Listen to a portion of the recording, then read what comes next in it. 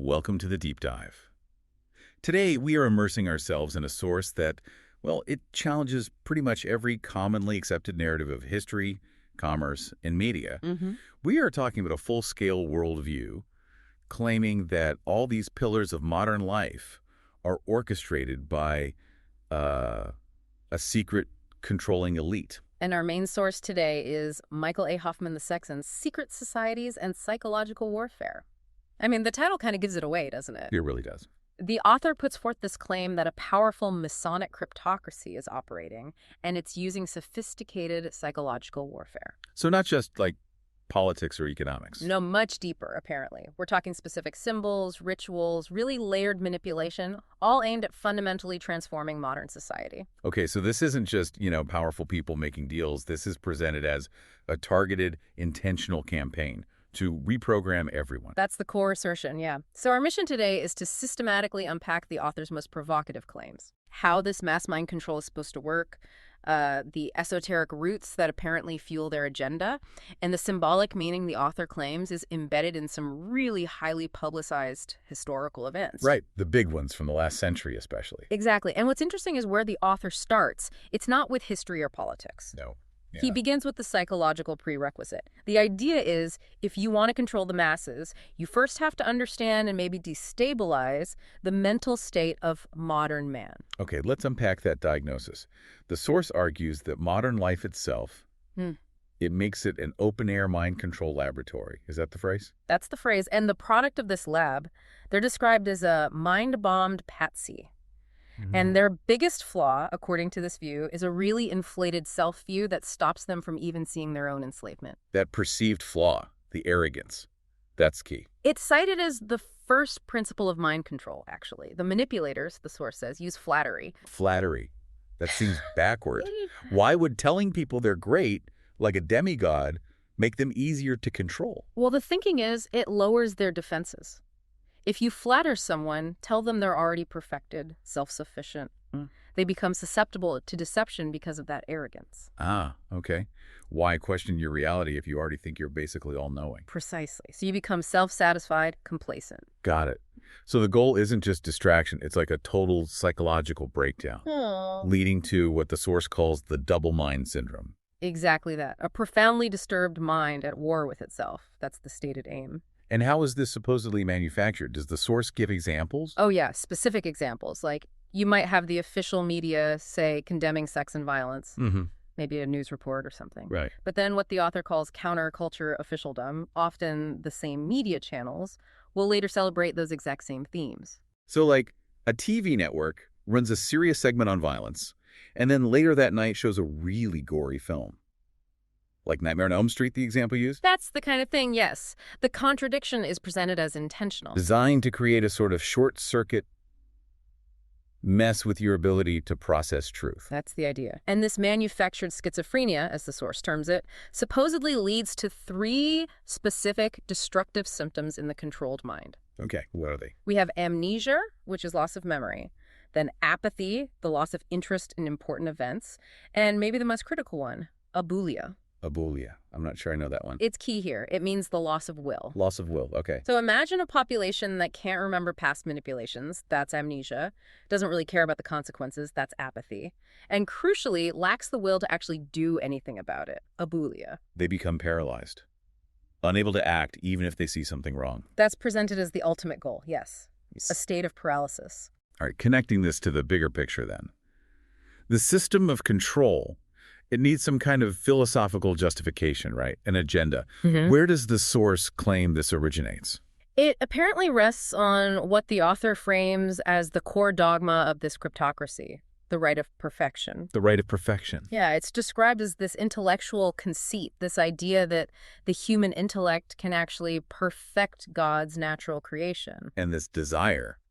This is linked back to Eden. The source claims this desire caused the original separation from Eden. It's fundamentally about building against nature rather than working with it. Okay, and this break with the natural world, it gets personified through ancient occult symbolism. Yeah. The source brings in Satan. Yes, Satan is termed the ape of God and symbolically linked to Saturn. Saturn, the planet, or the deity. Both, really. Chrono-Saturn, or the dim year goes. The author claims this figure is the big builder, or the architect you hear referenced in Freemasonry, obsessed with this perfected intellectual building activity, tampering, essentially. But it's not just Saturn, is it?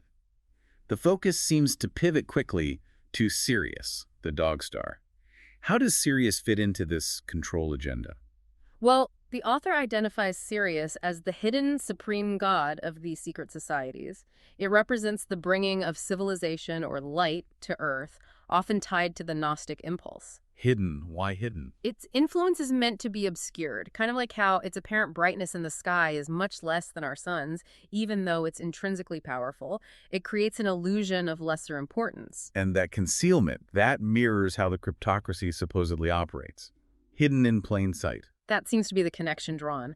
And this hidden god, Sirius, is therefore claimed to be the real meaning behind that very common symbol, the all-seeing eye. The one on the dollar bill above the pyramid. Exactly. The source identifies that specifically as the eye of Sirius, signifying, well, omniscient surveillance, but also guiding the completion of their great work, which is this Rite of Perfection we mentioned. This obsession with building against nature, the source claims it manifests physically, even way back in ancient history, with things like Stonehenge. Right.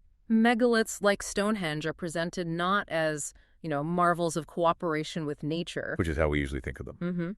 Instead, they're cited as the first physical evidence of this tampering technology, designed to pin down natural forces, mark a revolutionary break from the natural order. Okay, so that's the symbolic foundation. We've got the psychology of Abulia, apathy, amnesia. We've got the symbolism Saturn, Sirius, the Rite of Perfection. Now, we get to the really provocative part, right? Yes. Now we transition to the source's claim that major historical events aren't random or chaotic. They're meticulously choreographed public rituals. Ceremonial psychodrama. That's the term used. That's the term, intended to program the mass mind on a huge scale. And this is where it gets incredibly dense and very specific. The author links 3 critical sites geographically, near the 33rd degree north parallel latitude. Yes. Claiming this latitude itself is symbolic, linking to the 33rd degree of Scottish Rite Freemasonry. And these sites represent key alchemical goals of what's called the Gnostic Masonic Academy. Goal number 1. The creation and destruction of primordial matter. The source claims this was ritually accomplished at the White Sands Trinity site in New Mexico. Site of the first atomic bomb test. Precisely. The name Trinity, the location near the 33rd parallel, the presence of a pyramid marker there. It's all interpreted as deeply symbolic of this first goal. Okay, and the second goal? The killing of the Divine King. And this is achieved where? According to the source, at the Second Trinity site, Dealey Plaza in Dallas, Texas. The JFK assassination site. Near the Triple Underpass and the Trinity River. Lots of threes there. The author views that entire event as a meticulously staged public ritual. And one key piece of evidence cited is quite specific. No jizz. It relies heavily on that famous photograph of the 3 unidentified tramps arrested right after the assassination. Right, I've seen that photo. How are they interpreted? The author claims these 3 figures are the unmistakable calling card of Masonic ritual murder. Okay, wait. Let's pause there because that's highly specific jargon. For listeners not familiar with Masonic lore, who are these figures supposed to represent? They are said to represent Jubila, Jubilo, and Jubilum. In Masonic mythology, these were the 3 unworthy craftsmen who murdered the master architect, Hiram Abiff. Unworthy craftsmen. So, to the author, seeing 3 tramps, unworthy men detained at the site where a political king, JFK, was killed, it's presented as direct proof. Proof the event was performed under the banner of this specific myth, signaling a transfer of power, embedding a new reality, a simulacrum in the public mind. That is certainly a unique interpretation of an historical photo and event. It is, and this theme of ritual murder, according to the source, extends further back, even to cases like Jack the Ripper. The claim there is that those were also Masonic ritual murders, directed by the British government. That is the explicit claim, yes. It alleges the masterminds were Sir William Gull, the Queen's physician, and Sir Charles Warren, the police commissioner at the time. Warren was a high-ranking Freemason. Yes, very high-ranking, and notably a founder of a prominent research lodge focused on Masonic history, Ars Quatuor Coronati. Okay, so what's the specific proof offered for this connection, the forensic link? The author points primarily to how the victims' throats were cut left to right. This is alleged to directly match the symbolic penal sign of an entered apprentice Mason. Which is a symbolic threat for revealing secrets. Correct, a symbolic penalty of having one's throat cut. Furthermore, the source highlights the placement of one victim, Catherine Eddowes, in Mitre Square. Why is Mitre Square significant? Because it's claimed to be near the location of the historical Lodge of Joppa, linking the crime scene geographically to Masonic place names and ritual mythology. Wow. Okay. Moving forward in time. The Son of Sam killings in the 1970s also pulled into this framework. Yes. The argument is that this wasn't just a lone killer, David Berkowitz. It was orchestrated as a giant magical ceremony by a cult. Berkowitz being the scapegoat, the lone nut. That's the claim. And the symbolism, again, is highlighted. Berkowitz claimed orders came from a dog named Sam, which the source immediately links back to. the dog star, Sirius, tying it directly back to that central occult symbol we discussed earlier. And the fact these crimes were heavily covered by the media, that amplified the effect. According to the source, yes. It became an occult fear technology, broadcast to millions, imprinting terror.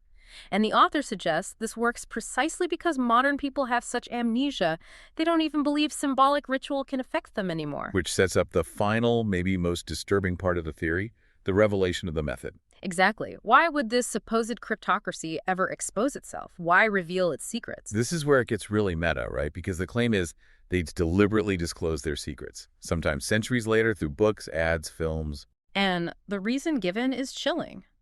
The disclosure only works as a control mechanism because the modern mind is already degraded by amnesia, abulia, and apathy. So they reveal what they're doing, nothing happens, no real consequences. Right, and that increases the cryptocracy's reputation for invincibility. It's like saying, see, we told you what we did, and you still can't or won't do anything. It's a form of psychological conditioning through open admission. The ultimate taunt. And the methods range from highbrow references to really lowbrow stuff. Absolutely. The source points to things like subliminal sex and death images supposedly hidden in whiskey ads, referencing Dr. W.B. Key's work on subliminals. Okay. Or even pointing out things like the allegedly lewd spire design on the cover of Disney's Little Mermaid video packaging. These are presented as examples of modern control operating in the videodrome. The videodrome. The term comes from the David Cronenberg film. Yes, and the author cites that film, Videodrome, not as mere fiction, but as basically a Rosicrucian manifesto, openly warning people that the battle for the mind of North America will be fought in the video arena. With the goal being to turn reality into total hallucination. That's the quote used, yeah. Okay. And the ultimate endpoint of this whole agenda, according to the author, the creation of a social robot. The Golem. The Golem, exactly. Right. The synthesis of the old Kabbalistic dream of creating artificial life through human intellect and will. And how is this linked to today? The author connects this ancient ambition directly to modern technology, computers, AI, robotics, and also very specifically to the intense focus on genetic engineering. Like the designer babies or something else. The source specifically mentions the creation of hupigs, pigs engineered with human genes, as a modern manifestation, a concrete example of fulfilling that ancient goal of perfecting, or rather tampering with, God's original creation. Bringing that Rite of Perfection concept full circle into actual bioengineering. Exactly. It ties the philosophy directly to tangible, modern scientific endeavors. Okay, so after going through all of that, the double mind, the symbolism, the alleged ritual history, the revelation of the method, what does this all mean for you, the listener, trying to process this worldview? Well, the core warning from the author, tying all these threads together, seems to be this. Silence equals consent. A lack of meaningful action when faced with these symbolically displayed crimes and manipulations is interpreted as giving permission. So the powerful forces described in the book are basically gambling. They're gambling entirely on public inertia, on distraction, believing that our collective apathy and perhaps arrogance will prevent any real resistance, even when the truth is, allegedly, put right out there. The source contrasts this with how a traditional mind might have reacted. Yeah, suggesting that a traditional consciousness would have responded to this kind of tampering with immediate, maybe even physical action. But modern society, overwhelmed by complexity, saturated with entertainment, we're stuck in that state of abulia. That loss of will to act. Which loops right back to the psychological starting point. If this whole system relies on the assumption that you, the individual, will lack the will, abulia, and the memory, amnesia, to fight back. And that they can openly flaunt their power through this revelation of the method. Then the most disruptive act isn't just seeing the truth or recognizing the symbols, it's actually acting on it, overcoming the paralysis. Which leads us to the final provocative thought for you listening. If this cryptocracy, as the source describes it, truly bets on your paralysis, what singular act of defiance could challenge that bet? An act that risks personal consequence, pushes past the induced Abulia. What could actually challenge the premise of the revelation of the method? What consequence are you willing to risk for what you perceive as truth?